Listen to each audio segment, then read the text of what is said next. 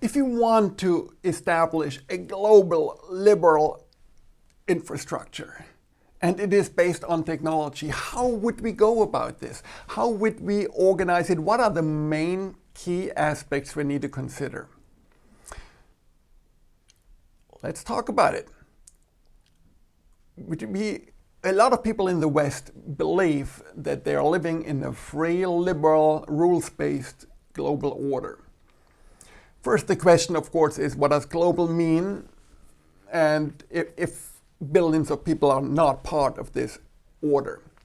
But we also must question what does liberal mean? What are the rules and what are the rule-setting mechanisms? And I keep pointing at the digital technologies that are exponentially growing, profoundly changing the way humans are interacting and are organizing themselves. And I keep focusing on a need to establish a shared technology infrastructure that if you want to really live in such a world as I described, as a lot of people think they're living in, then we must then integrate the principles that people want into this infrastructure layer. So what is becoming very important is that we are thinking and approaching this from a digital first direction. We must understand and accept that the digital realm is already so dominant and is increasingly becoming even more dominant that becomes critical to start there. Then we need to figure out what should be our philosophical concepts.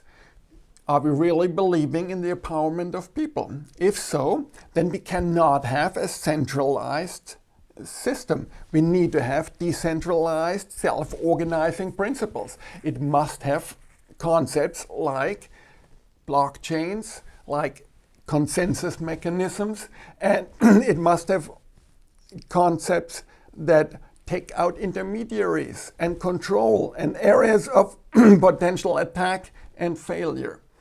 Only when we achieve this, we are able to then reflect these principles, these liberal, global principles in our world.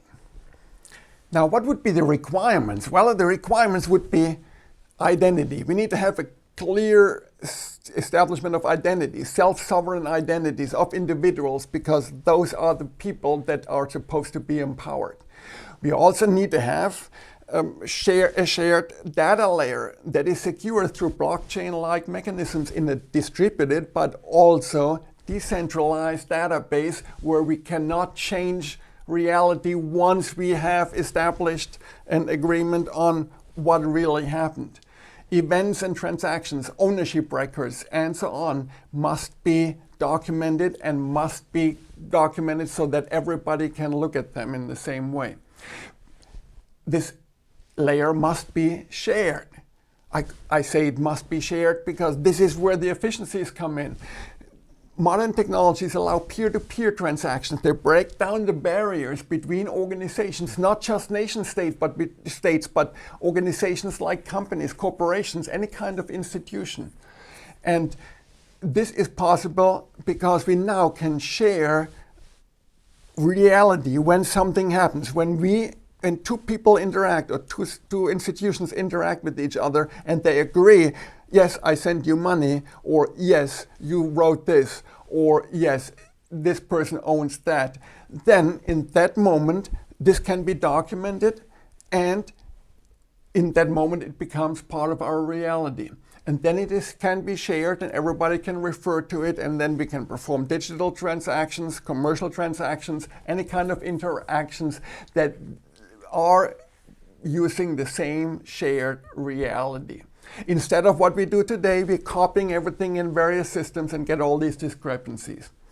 So this is important that we then manage to add all these components in there once we have the key requirements, the key philosophical concepts resolved.